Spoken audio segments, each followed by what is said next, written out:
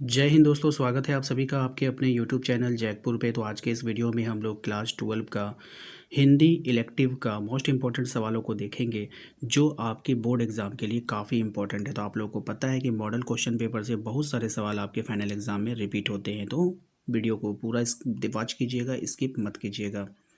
चलिए देखते हैं सबसे पहला सवाल। पहले सवाल ने हमसे पूछा है कि प्रकृति का अत्यधिक दोहन किसके कारण हो रहा है। तो प्रकृति का जो अत्यधिक दोहन हो रहा है तकनीकी प्रगति और औद्योगिक विकास के कारण हो रहा है। ठीक है।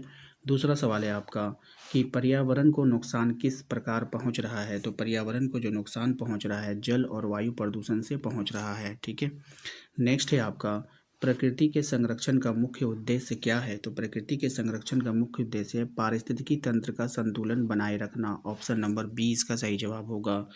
नेक्स्ट आते हैं आप लोग का पर्यावरण संतुलन बनाए रखने के लिए मनुष्य को क्या करना चाहिए।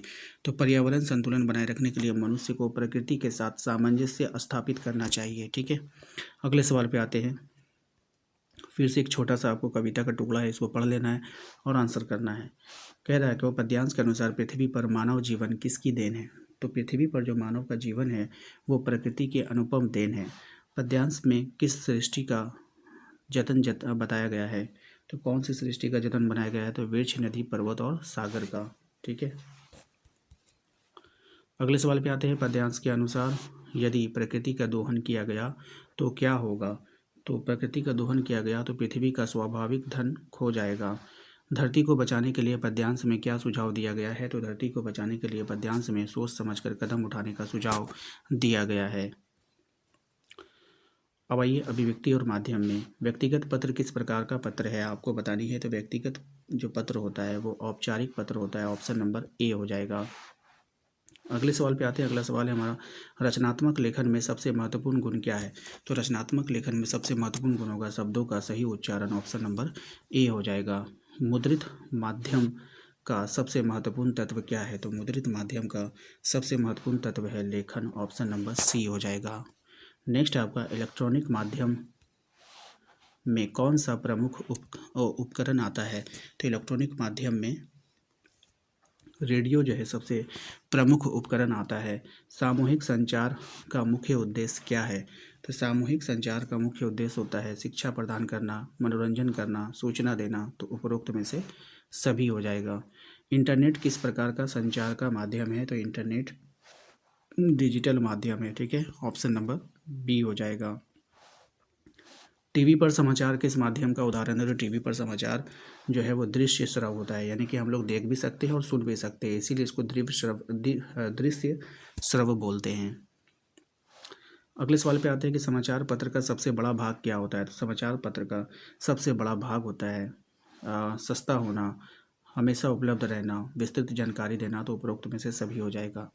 इसके बाद फिर से एक पैसेज है, आप इसको ध्यानपूर्वक पढ़ लीजिएगा। पढ़ने के बाद इसका आंसर करना है। कुटज के बारे में लेखक ने क्या बताया है। तो कुटज के बारे में लेखक ने बताया है कि कुटज शासन से जीता है और अपने कर्तव्यों को निभाता है। शान से जीता है, सॉरी, किससे जीता है, शान से जीता है। नेक्स्ट आते हैं अगले सवाल पे। अगले सवाल में आपसे कह रहा है कि लेखक के अनुसार कुटज किस तरह से जीता है।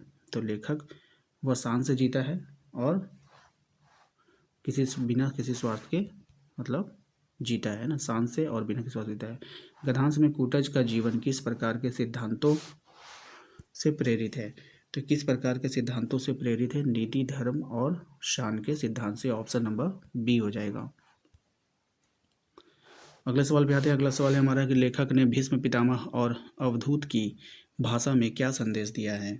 राइट आंसर हो जाएगा सुख या दुख या प्रिय अप्रिय जो भी मिले उसे शान से स्वीकार कर लेना चाहिए। Option number B. नेक्स्ट में फिर से आपको पढ़ना है, पढ़कर फिर प्रश्नों का उत्तर देना है।